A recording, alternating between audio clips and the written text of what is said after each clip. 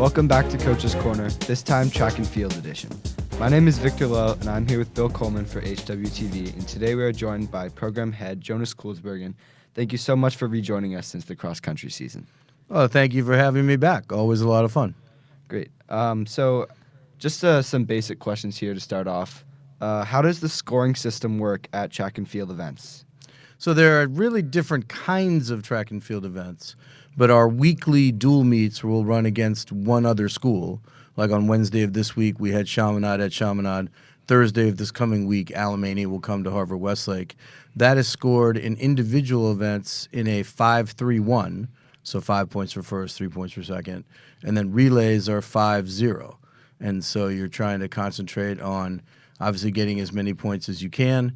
Some of that is done through depth of events, having quality people throughout the event. And you also, because of the 5 point for the win, you need to win events, to win track meets. And for those larger school events with multiple schools, so since there are only 6 lanes on the track, for the track events, how is it determined how many athletes from each school get to run the events? So when we go to large Saturday meets, invitationals, which are a great part of our season because it's closest to the format, the scope, the size of our championship meets. And so it's great preparation, league finals, of course, CIF, hopefully the state meet. Those are the things that we're preparing for. So those have many schools. The one that we're going to on Saturday will probably have 30 or 35. And so what they do is, first of all, they're on larger tracks, 8, 9-lane tracks, and they run multiple heats. And then they just compare times from multiple heats to decide the placings in that event. And so those are great experiences, but a very different vibe than like a dual meet. And both are great. Awesome. So, Coach, could you just give us a quick rundown? How has the season gone for you guys so far?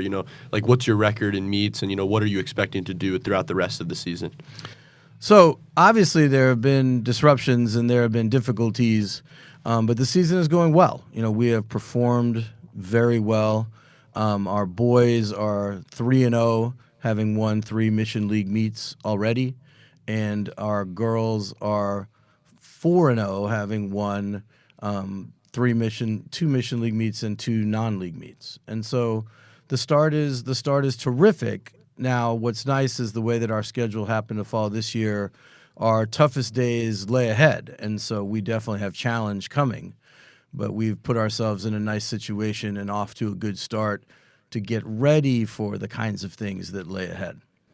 Awesome. So when you talk about, you've obviously had a lot of success, and I do want to ask this because I know that the track team is one of the bigger teams on campus. I think it actually might be the largest team on campus. I believe it is the biggest team on campus, and we're proud of that. Awesome. So how do you coach a team that large, and how do you keep everybody motivated, towards this goal, and how do you see such success, despite having such a large team? Wow, that's a lot. I mean, what really kind of goes into that is, first of all, having a fantastic coaching staff, because there's no way one person can run all of that. And so that's what we have, and we're very fortunate to have a super terrific staff. And a lot of it is done in sort of bite-sized pieces, but not in the way that you might think of it as other sports where, varsity practices and then JV practices, then far-soft practices. We all practice together, but our split up is more by event groups. All the high jumpers work together, regardless of gender, regardless of level. And the same thing for pole vault, hurdles, sprints, distance. And so that's how it gets put into smaller, more easy to handle pieces. And my system, my way of doing things is to allow coaches to do what they do, but to be very involved and be very hands-on and ask questions and sort of know the team well and know the pluses and the minuses and what we can do.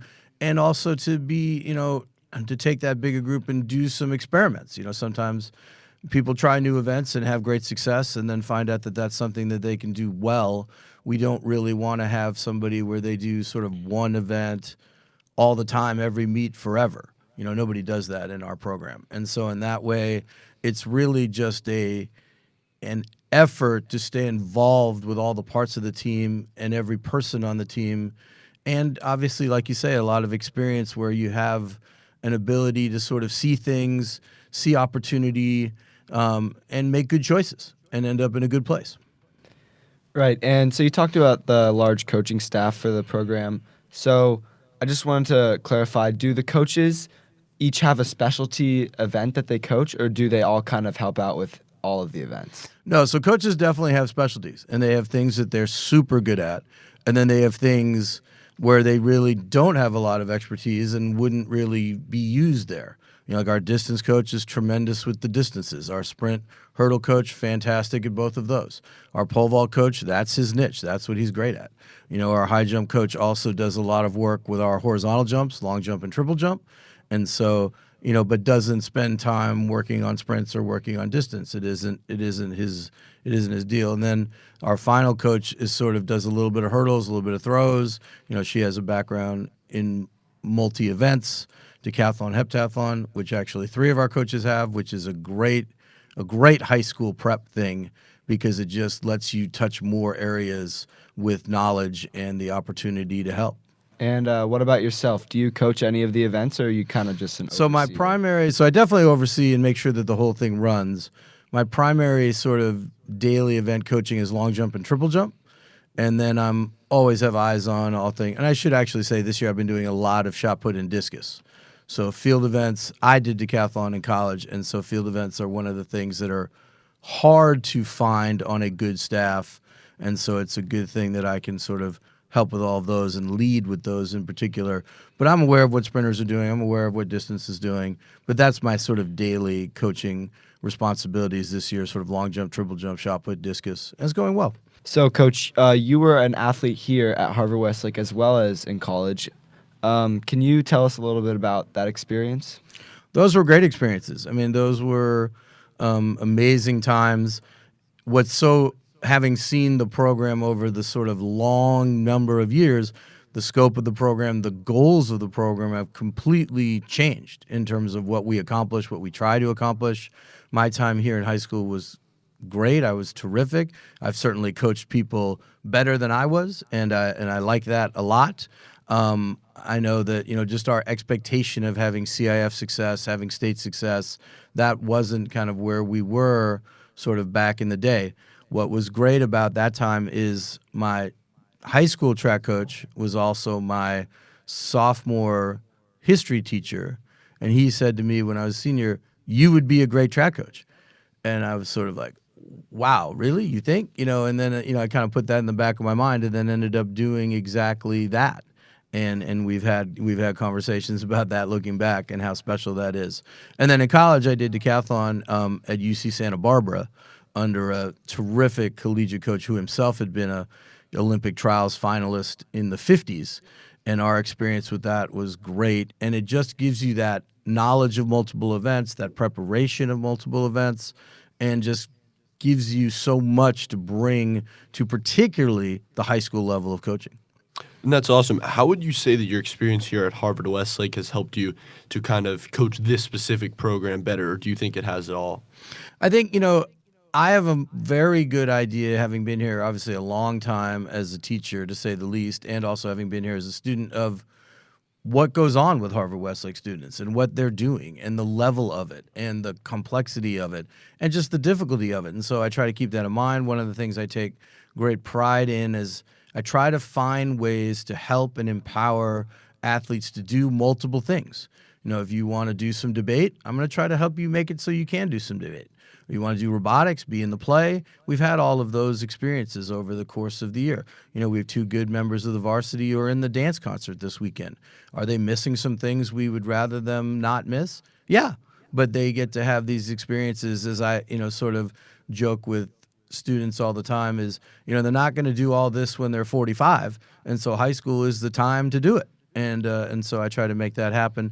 And my decathlon background just allows me to see possibilities. Someone who's a sprinter, well, maybe you'll have success in the long jump, and so let's try you there rather than just stay in that one lane, no pun intended. Or, right now we have 2, 3 very serious high jump hurdlers, which is not an easy combination, but they're working it and they're making it happen.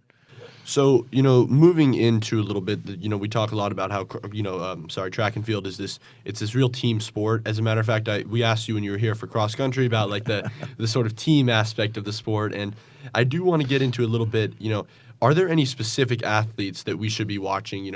Obviously it's a big team sport, but is there anyone in specific that you think has really stepped up this year, maybe as a leader or as just, been running great, anything like that? When the team is so big, there's always fantastic people who are part of it, and so I can sort of go on, but I will try to control myself. So leading the senior boys, you've got Jesse Goldman, a fantastic, dedicated shot put discus athlete. Really tremendous. Going to throw next year in the Ivy League. You've got Benson Fleischer, sprinter, long jumper, relay athlete, going to sprint and jump next year in the Ivy League. They're definitely leading us. They made the Masters meet last year, which is a very high level in Southern California track and field. Also, Jessica Thompson was in the state meet last year in the pole vault, and so a returning state meet qualifier is tremendous. Sophia Rackfelt, who's a sophomore, is also a fantastic pole vaulter and was in the Masters meet last year. Grant Sykes, junior distance runner, has really been running great early season times and is someone that we're expecting to have a terrific season with. And there's more and more. We've had some nice early season surprises, but you need it to come together. One of the ways that I say you need to win track meets with multiple people. The way that you can think about it, if you had the best high school basketball player you can imagine, that player, boy or girl, could just dominate games and win games. But in a track meet, you're only limited to 4 events. And even if you get 4 wins, that's not enough points to win any track meet. And so you've got to have support, you've got to have a team, you've got to have multiple people doing great things. And so that's our plan, and that's what we try to do. That's all we have for you today, Coach. I really appreciate you coming out. Best of luck to you guys in the remainder of the season and tomorrow's Invitational. This has been Bill Pullman and Victor Lowe at Coach's Corner. We look forward to seeing you guys on the next one. Thank you. A pleasure. Enjoyed it.